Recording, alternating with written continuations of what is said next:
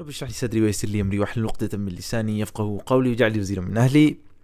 قرآن کی سورہ انعام سورہ نمبر 6 آیت نمبر 133 الفاظ ہیں وَرَبُّكَ الْغَنِيُّ ذُو الرَّحْمَةِ، کہ تیرا رب غنی ہے، بے نیاز ہے، اس کو کسی کی ضرورت نہیں، اور ذو الرحمہ رحمت والا ہے. ٹھیک ہے، اسی سے بالکل ملتے جلتے الفاظ قرآن میں بہت آگے جا کے تقریباً سورہ کہف جو ہے آیت نمبر سورہ نمبر 18 آیت نمبر 58 میں جا کے اللہ سبحانہ وتعالیٰ نے تقریباً ایک جیسے الفاظ استعمال کیے وَرَبُّكَ الْغَفُورُ ذُو الرَّحْمَةِ، کہ تیرا رب معاف کرنے والا اور رحمت والا ہے. اب یہاں پہ سورہ انعام میں کہا تھا غنی ذو الرحمہ، اور یہاں پہ جا کے کہا غفور ذو الرحمہ. غنی کو غفور سے بدل دیا، باقی الفاظ وہی ہیں وَرَبُّكَ الْغَفُورُ ذُو الرَّحْمَةِ وَرَبُّكَ الْغَنِيُّ ذُو الرَّحْمَةِ. اتنا سا فرق. اور یہ دیکھیں، یہ اس فرق کو اپریشیٹ کرنے کے لیے صرف آیت کو آگے ترجمہ پڑھیں.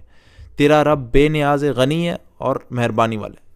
یہاں پہ غنی، اللہ تعالیٰ کو کسی کی ضرورت نہیں. آگے کے الفاظ پڑھیں، اگر وہ چاہے تو تم لوگوں کو لے جائے اور تمہاری جگہ دوسرے جن لوگوں کو چاہے لے آئے. سبحان اللہ، جس طرح اس نے تمہیں کچھ اور لوگوں کی نسل سے اٹھائے. سبحان اللہ کو ہماری ضرورت نہیں. یہاں پہ سیاق و سباق کے مطابق اللہ تعالیٰ نے اپنے لیے ڈسکرپشن چنی غنی. لیکن سورہ کہف میں اللہ تعالیٰ نے کیوں کہا میں معاف کرنے والا ہوں؟ کیوں؟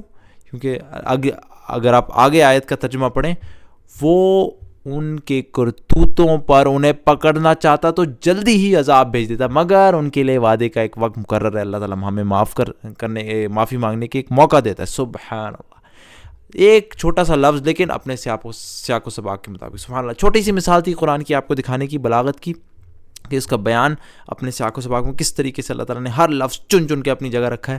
اور یہی چیزیں جو ہیں مجھے تو خوشی دیتی ہیں کہ ہر مثال کے بعد جو میں آپ کو دے رہا ہوں، قرآن کی لنگوسٹک مثال ہے، نیومیریکل، ہر مثال کے بعد میرا ایمان اور بڑھتا ہے، اور انسان کے اندر ایکسائٹمنٹ پیدا ہوتی ہے کہ جس کتاب کو میں اللہ کی کتاب مانتا ہوں وہ واقعی میں اللہ کی کتاب ہے. صرف یہ بات نہیں ہے، پہلے تو میں صرف ایک نسلی مسلمان تھا، پیدا ہو گیا تھا تکے سے مسلمانوں کے گھر، تو میں مان لیتا تھا. لیکن اب مجھے واقعی میں اپنی آنکھوں سے وہ دلائل نظر آ رہے ہیں، جس طرح میرے آنکھوں کے سامنے ایک معجزہ ہو رہا ہو. ہر مثال کے بعد مجھے محسوس ہوتا ہے کہ واقعی میں مسلمان ہوں تو دلیل کی بنا پر اندھا مسلمان ہوں. تو اللہ تعالیٰ ہمارے دل کے اندر یقین کی حد تک ایمان پیدا کرے. غنی، بے نیاز، اور یہاں پہ غفور، معاف کرنے والا. سبحانک اللہم و بحمدک، اشہد ان لا الہ الا انت، استغفرک و اتوب الیک.